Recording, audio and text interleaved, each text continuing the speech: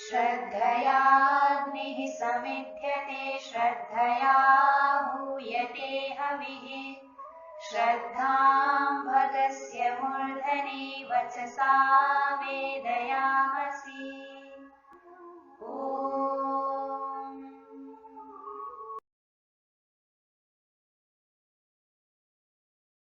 नमस्ते जी। ही संस्कृतम शिक्षे मही में आप सभी का हार्दिक स्वागत है।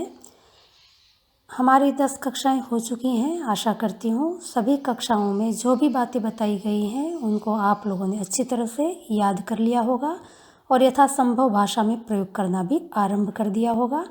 हम अपनी नई कक्षा की ओर आगे बढ़ने से पहले आइए पिछली कक्षा की थोड़ी आवृत्ति कर लेते हैं। पिछली कक्षा में रेफ के साथ ह्रस्व उ और दीर्घ उ का प्रयोग कैसे करना है इसको हमने देखा था। पदांत मकार को कब अनुस्वार के रूप में लिखना है और कब मकार के रूप में लिखना है उसको भी हमने देखा था। कुछ वाक्यों को लेकर के लोट लकार का अभ्यास हमने किया था और कुछ वाक्य गृह कार्य 9 में से लेकर के हमने विशेष्य विशेषण का अनुवाद कैसे करना है, चकार का अनुवाद, अव्यय, कर्ता, कर्म आदि के अनुवाद को देखा था। कक्षा 9 की PDF में आपको लोट लकार के धातुओं की सूची दी गई थी जिसमें इंग्लिश और हिंदी में कुछ अर्थ दिए गए हैं। साथ में अंत में एक वाक्य लिखा था कि संस्कृत में धातुओं का प्रसंगानुसार विभिन्न अर्थों में प्रयोग संभव है, अतः यहाँ पर दिए गए हिंदी व अंग्रेजी के अर्थ उदाहरण मात्र हैं। इस बात को अच्छी तरह से याद रखें। जो भी आपको जब भी संस्कृत की धातुओं के इंग्लिश में या हिंदी में अर्थ बताए जा रहे हैं वो उदाहरण मात्र होंगे, क्योंकि संस्कृत में धातु कई अर्थों में प्रयोग हो जाती है। वो धीरे धीरे आपको प्रयोग करने से स्वतः पता चलने लगेगा। तो ये अच्छी तरह से ध्यान रखें कि जो अर्थ हिंदी या इंग्लिश में आपको दिए जा रहे हैं वो केवल उदाहरण मात्र हैं, उतने ही अर्थ धातुओं के नहीं होते हैं। आइए अब हम अपनी अगली कक्षा की ओर आगे बढ़ते हैं। अभी तक हमने 2 कारक देखे हैं, कर्ता कारक, कर्म कारक। आइए आज हम तृतीय कारक करण कारक का परिचय प्राप्त करते हैं। करण कारक किसे कहते हैं? क्रिया करने के लिए जिस व्यक्ति या वस्तु का साधन के रूप में प्रयोग किया जाता है उसको करण कारक कहते हैं। साधन को ढूंढने के लिए हमें चाहिए कि वाक्य में आई हुई क्रिया के साथ किससे शब्द जोड़ करके प्रश्न पूछने पर जो जवाब मिलेगा उसको साधन कहेंगे और साधन को ही संस्कृत में करण कारक कहते हैं। जैसे उदाहरण से समझते हैं, वे सब रिक्शा से बस स्टैंड जा रहे हैं। जाने की क्रिया हो रही है। प्रश्न पूछेंगे किससे जा रहे हैं, जवाब है रिक्शा से। अतः रिक्शा यहाँ पर साधन के रूप में प्रयोग किया गया है, अतः इसको करण कारक कहेंगे। बड़ी बहन हाथ से रोटियाँ बनाती है। बनाने की क्रिया हो रही है। किससे बनाती हैं, जवाब है हाथ से। अतः हाथ साधन है, साधन होने से करण कारक कहलाएगा। भाभी वॉशिंग मशीन से कपड़े धोती हैं। धोने की क्रिया हो रही है। किससे धोती हैं, वॉशिंग मशीन से धोती हैं। वॉशिंग मशीन साधन है, साधन को करण कारक कहेंगे। हम सब पेंसिल से पत्र लिख रहे हैं। लिखने की क्रिया हो रही है। किससे लिख रहे हैं, पेंसिल से। पेंसिल साधन के रूप में प्रयोग की गई है, अतः करण कारक है। वहाँ बाल्टी से पानी ले जाओ। ले जाने की क्रिया हो रही है। किससे ले जाना है, बाल्टी से। अतः बाल्टी साधन है, साधन होने से करण कारक है। कुत्ते को लाठी से मत मारो। मारने की क्रिया का निषेध किया जा रहा है। मारने की क्रिया किससे हो रही है, लाठी से। लाठी साधन है, अतः करण कारक है। हाथ से मत बता, मुंह से बोल। बताने की क्रिया का निषेध हो रहा है। बताने की क्रिया किससे हो रही है, हाथ से। अतः हाथ साधन है, साधन होने से करण कारक है। मुंह से बोल, बोलने की क्रिया है। किससे, मुंह से हो रही है। अतः मुंह साधन है, साधन होने से करण कारक है। इस प्रकार आपको करण कारक का परिचय अच्छी तरह से हो गया होगा। आइए अब करण कारक का अनुवाद कैसे किया जाता है उसको भी देख लेते हैं। अभी तक हमने कर्ता कारक और कर्म कारक के अनुवाद को देखा था। कर्ता कारक के अनुवाद के लिए प्रथमा विभक्ति का प्रयोग किया जाता है। कर्मकारक के अनुवाद के लिए द्वितीय विभक्ति का प्रयोग किया जाता है। करण कारक के अनुवाद के लिए संस्कृत में तृतीय विभक्ति का प्रयोग किया जाता है। यदि करण कारक संख्या में 1 है तो तृतीय विभक्ति एकवचन, यदि संख्या में 2 है तो तृतीय विभक्ति द्विवचन, और करण कारक संख्या में 3 या 3 से ज़्यादा है तो तृतीय विभक्ति बहुवचन का प्रयोग करना होता है। आइए उदाहरण से समझते हैं। हमारा वाक्य है, वे सब रिक्शा से बस स्टैंड जा रहे हैं। वाक्य में जाने की क्रिया हो रही है। कर्ता वे सब, गम्य स्थान बस स्टैंड है अतः कर्म कारक, और साधन यहाँ पर रिक्शा है अतः करण कारक रिक्शा है। जाने की क्रिया के लिए गम धातु का प्रयोग करना है। वर्तमान काल होने से लट लकार। कर्ता क्योंकि अन्य विभाग का है अतः प्रथम पुरुष। कर्ता संख्या में बहुत होने से क्रिया बहुवचन की आएगी। गम धातु लट लकार प्रथम पुरुष बहुवचन में रूप बनता है गच्छन्ति। वे सब का अनुवाद है ते। कर्मकारक बस स्टैंड है। संस्कृत में बस स्टैंड को बस स्थानक कहते हैं। नपुंसकलिंग शब्द है। कर्म होने से द्वितीय विभक्ति, संख्या में 1 होने से एकवचन का प्रयोग करना है। बस स्थानक नपुंसकलिंग द्वितीय विभक्ति एकवचन में रूप बनेगा बस स्थानकम। रिक्शा करण कारक है। रिक्शा को संस्कृत में रिक्शायान कहते हैं। नपुंसकलिंग है। करण कारक होने से तृतीय विभक्ति, संख्या में 1 होने से एकवचन का प्रयोग करेंगे। रिक्शायान नपुंसकलिंग तृतीय विभक्ति एकवचन में रूप बनता है रिक्शायानेन। हमारा वाक्य बना, ते रिक्शायानेन बस स्थानकम गच्छन्ति। आगे वाक्य है, बड़ी बहन हाथ से रोटियां बनाती है। क्रिया बनाती है। बड़ी बहन करता है। बनाने की क्रिया का साधन हाथ होने से करण कारक है। रोटियां कर्म है। बनाती है के लिए हम क्री धातु का प्रयोग करेंगे। बड़ी बहन कर्ता अन्य विभाग का होने से प्रथम पुरुष की क्रिया, और कर्ता संख्या में 1 होने से एकवचन की क्रिया। क्री धातु लटलकार प्रथम पुरुष एकवचन में रूप बनेगा करोति। कर्ता बड़ी बहन के लिए संस्कृत में शब्द है अग्रजा। स्त्रीलिंग प्रातिपदिक प्रथमा विभक्ति एकवचन, रूप बनेगा अग्रजा। कर्म है रोटियां। रोटियों के लिए संस्कृत शब्द है रोटी का। स्त्रीलिंग प्रातिपदिक है।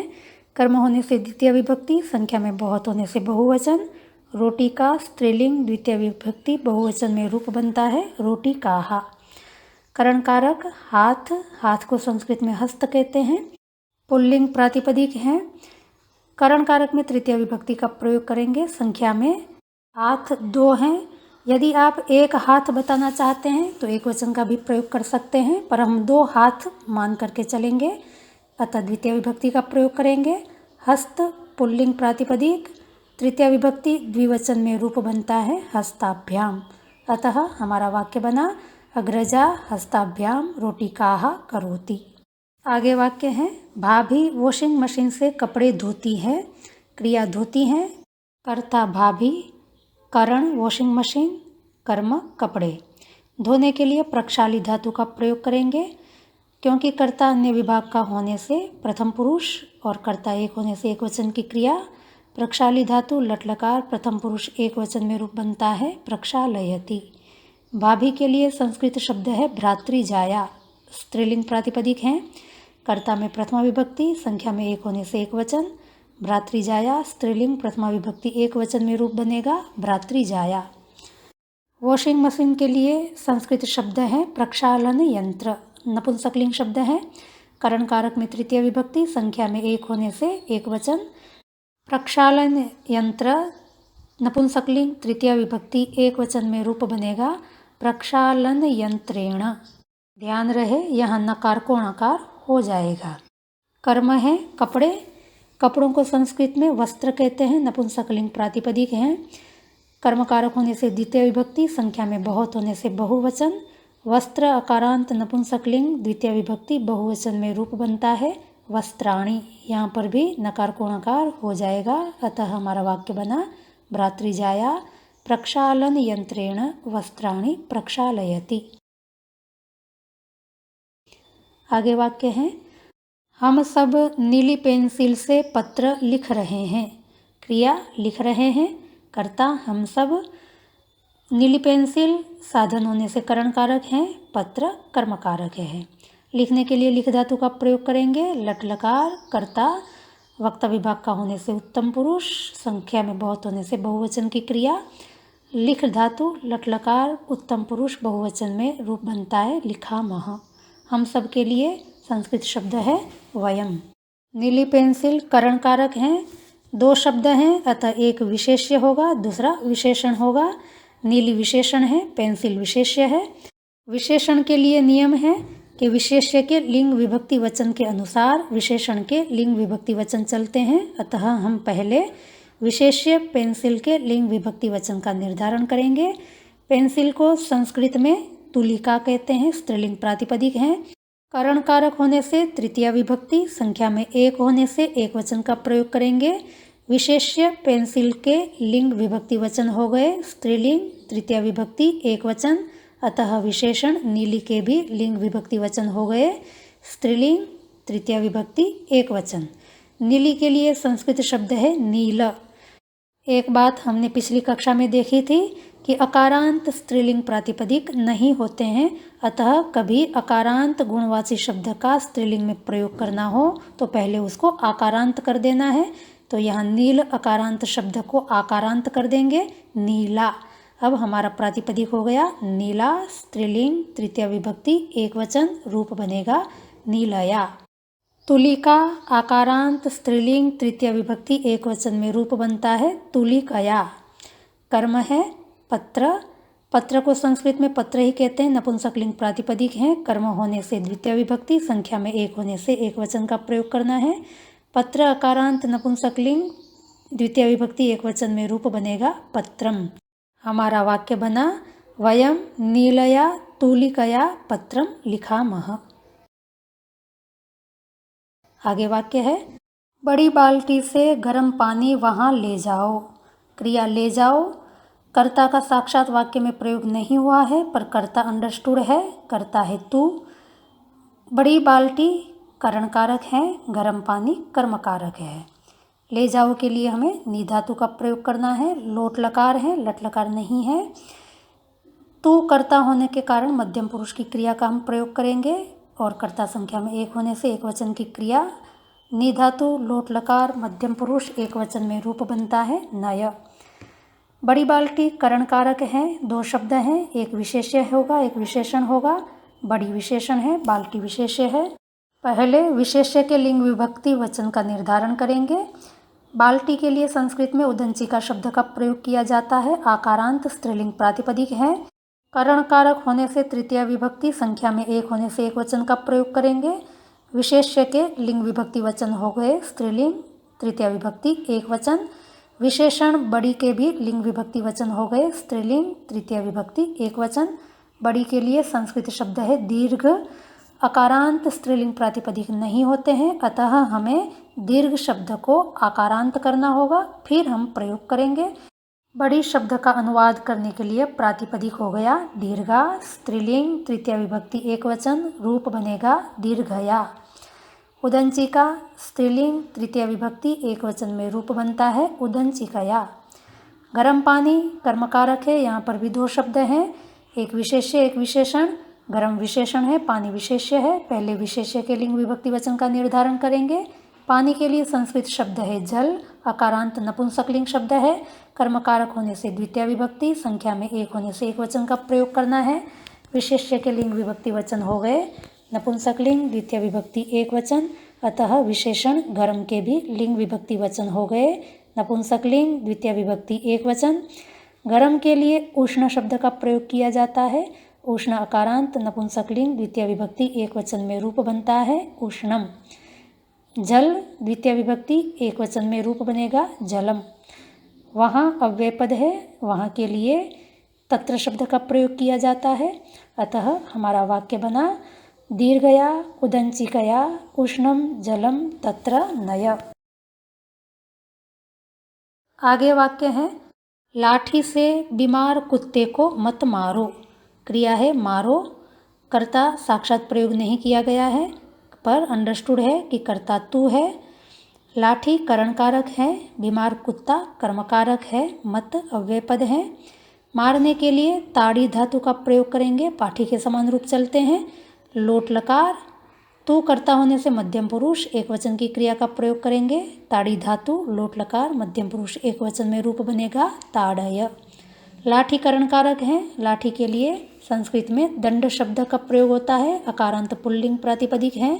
करण कारक होने से तृतीया विभक्ति संख्या में एक होने से एक वचन का प्रयोग करेंगे। दंड अकारांत पुल्लिंग तृतीया विभक्ति एक वचन का रूप बनता है दंडेन। कर्म है बीमार, कुत्ता, दो शब्द हैं। बीमार विशेषण है, कुत्ता विशेष्य है। पहले विशेष्य के लिंग विभक्ति वचन का निर्धारण करेंगे। कुत्ते के लिए कुकुर अकारांत पुल्लिंग शब्द का प्रयोग करेंगे। कर्म होने से द्वितीय विभक्ति संख्या में एक होने से एक वचन का प्रयोग करेंगे। विशेष्य के लिंग विभक्ति वचन हो गए पुल्लिंग, द्वितीय विभक्ति एक वचन, अतः बीमार इस विशेषण के भी लिंग विभक्ति वचन हो गए पुल्लिंग, द्वितीय विभक्ति एक वचन। बीमार के लिए संस्कृत में रुग्ण शब्द का प्रयोग होता है। रुग्ण अकारांत पुल्लिंग प्रातिपदिक का द्वितीय विभक्ति एक वचन में रूप बनेगा रुग्णम। कुकुर अकारांत पुल्लिंग द्वितीय विभक्ति एक वचन में रूप बनता है कुक्कुरम। मत के लिए संस्कृत शब्द है माँ। हमारा वाक्य बन गया दंडेन रुग्णम कुक्कुरम माँ ताड़य। एक और वाक्य देख लेते हैं। हाथ से मत बता, मुंह से बोल। दो वाक्य हैं। पहले वाक्य में क्रिया है बता, कर्ता यहाँ पर भी तू है। हाथ करण है, मत अव्यय है। बताने के लिए संस्कृत में ज्ञापी धातु का प्रयोग होता है। लोट लकार है। तू कर्ता होने से मध्यम पुरुष एक वचन की क्रिया का प्रयोग करेंगे, रूप बनेगा ज्ञापय। हाथ करण कारक है। हाथ के लिए हस्त अकारांत पुल्लिंग शब्द का प्रयोग करना है। तृतीय विभक्ति एक वचन, रूप बनेगा हस्तेन। मत अव्यय है। संस्कृत में अनुवाद होगा माँ। वाक्य बना हस्तेन माँ ज्ञापय। ध्यान रखें, ज्ञापय नहीं बोलना है, ज्ञापय बोलना है। दूसरा वाक्य था मुंह से बोल। बोलने के लिए वद धातु का प्रयोग करना है। लोट लकार, कर्ता यहाँ पर भी तू है, अतः मध्यम पुरुष एक वचन, रूप बनेगा वद। मुंह करण कारक है। मुंह के लिए संस्कृत में मुख प्रातिपदिक का प्रयोग होता है, नपुंसकलिंग है। तृतीय विभक्ति एक वचन में रूप बनेगा मुखेन। वाक्य बना मुखेन वद। आशा करती हूँ कि करण कारक की पहचान और प्रयोग तथा लोट लकार का भी प्रयोग कैसे करना है ये आपको अच्छी तरह से समझ में आ गया होगा। आप इसका अधिक से अधिक व्यवहार में प्रयोग करें। आइए आज एक नई धातु का अभ्यास करते हैं। धातु है अस, अर्थ है होना। होना अर्थ में भू धातु के रूप आप पहले याद कर चुके हैं। यद्यपि दोनों धातु के अर्थ तो हैं होना, पर प्रयोग का क्षेत्र दोनों का अलग अलग है। कब किस धातु का प्रयोग करना है उसको हम अगली कक्षा में देखेंगे।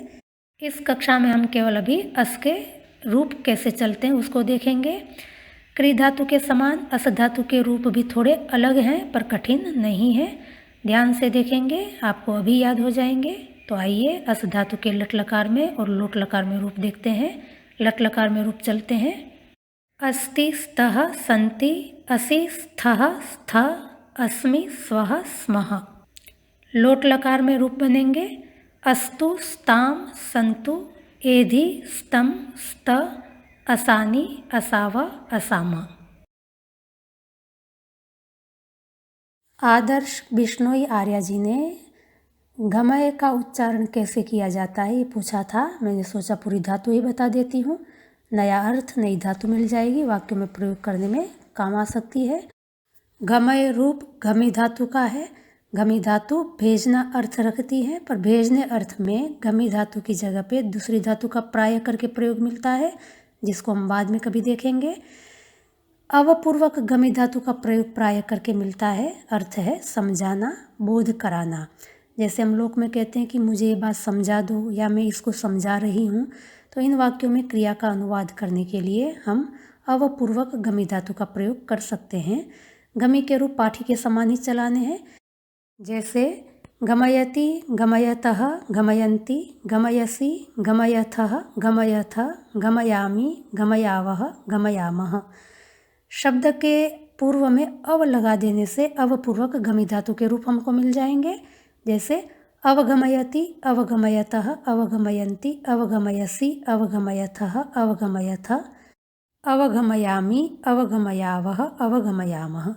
लोट लकार में भी ऐसे ही रूप चलेंगे, पाठी के समान। पूर्व में अव लगा देंगे, रूप बनेंगे अवगमयतु, अवगमयताम, अवगमयन्तु, अवगमय, अवगमयतम, अवगमयत, अवगमयानि, अवगमयाव, अवगमयाम। आदर्श बिश्नोई जी ने जो रूप पूछा था गमय, वह लोट लकार मध्यम पुरुष एक वचन का रूप है गमी धातु का। अवपूर्वक गमी धातु में वो अवगमय इस तरह से बन जाएगा। अवपूर्वक गमी धातु समझाना अर्थ वाली है, तो अवपूर्वक गम धातु समझना, बोध करना इस अर्थ में प्रयोग की जाती है। आपने केवल गम धातु को जानार्थ में देखा है। गम से पूर्व में आ लगा देने पर आगम धातु आनार्थ वाली आपने देख ली है। यह धातु अवपूर्वक गम धातु है जो समझना अर्थ में प्रयोग की जाती है। रूप वैसे ही चलेंगे जैसे गम धातु के चलते हैं, केवल आपको पूर्व में अव शब्द जोड़ना है। रूप बनेंगे लट लकार में अवगच्छति, अवगच्छतः, अवगच्छन्ति, अवगच्छसि, अवगच्छथः, अवगच्छथ, अवगच्छामि, अवगच्छावः, अवगच्छामः। लोट लकार में रूप बनेंगे अवगच्छतु, अवगच्छताम, अवगच्छन्तु, अवगच्छ, अवगच्छतम, अवगच्छत, अवगच्छानि, अवगच्छाव, अवगच्छाम। जैसे मैं समझ रही हूँ, मुझे समझ में आ रहा है, ऐसे वाक्यों में क्रिया का अनुवाद करने के लिए हमें अवपूर्वक गम धातु का प्रयोग करना होगा। तो आइए आज की कक्षा में यहीं तक रखते हैं। समझने में आपको कहीं कोई कठिनाई आई हो तो आप निसंदेह निसंकोच होकर के हमें पूछें। आपकी समस्याओं का समाधान करने का हम अवश्य प्रयास करेंगे। यदि आप अपने इष्ट मित्र साथी को इस संस्कृत पाठशाला से जोड़ना चाहते हैं या कोई व्यक्ति स्वयं जुड़ना चाहता है तो वीडियो के नीचे यहाँ पर आप देखें उल्टे तीर का निशान है। यहाँ पर क्लिक करने से डिस्क्रिप्शन बॉक्स खुल जाएगा जिसमें टेलीग्राम पर चलने वाले संस्कृत पाठशाला की लिंक दी हुई है और व्हाट्सएप पर भी हमारे 8 ग्रुप चलते हैं, उसकी भी लिंक यहाँ पर दी हुई है। दोनों में से किसी एक लिंक पर क्लिक करने से आप हमारी पाठशाला से जुड़ सकते हैं। थोड़ा नीचे कन्या गुरुकुल की वेबसाइट का भी लिंक दिया हुआ है जिस पर जाकर के आप कन्या गुरुकुल का सामान्य परिचय प्राप्त कर सकते हैं। यहाँ पर सब्सक्राइब बटन दिया हुआ है जिस पर आप क्लिक करेंगे तो हमेशा के लिए हम आपके साथ जुड़ जाएंगे। भविष्य में भी हम संस्कृत के अतिरिक्त और भी कोई वीडियोस अपलोड करेंगे तो उसके नोटिफिकेशंस समय पर आपको मिलते रहेंगे। इस पैनल पर यहाँ पर क्लिक करने से प्लेलिस्ट खुल जाएगी। यहाँ पर प्लेलिस्ट लिखा हुआ है, कोई हमारे पुराने वीडियोस देखना चाहते हैं तो यहाँ पर जाकर के क्लिक करें, आपको हमारे सारे वीडियो जितने भी हमने अपलोड किए हैं वो सब यहाँ पर मिल जाएंगे। यहाँ पर क्लिक करने से आप वीडियो को देख सकते हैं। अगली कक्षा में हम फिर मिलेंगे। आपने हमारे वीडियो को देखा, पसंद किया, आपका हार्दिक धन्यवाद।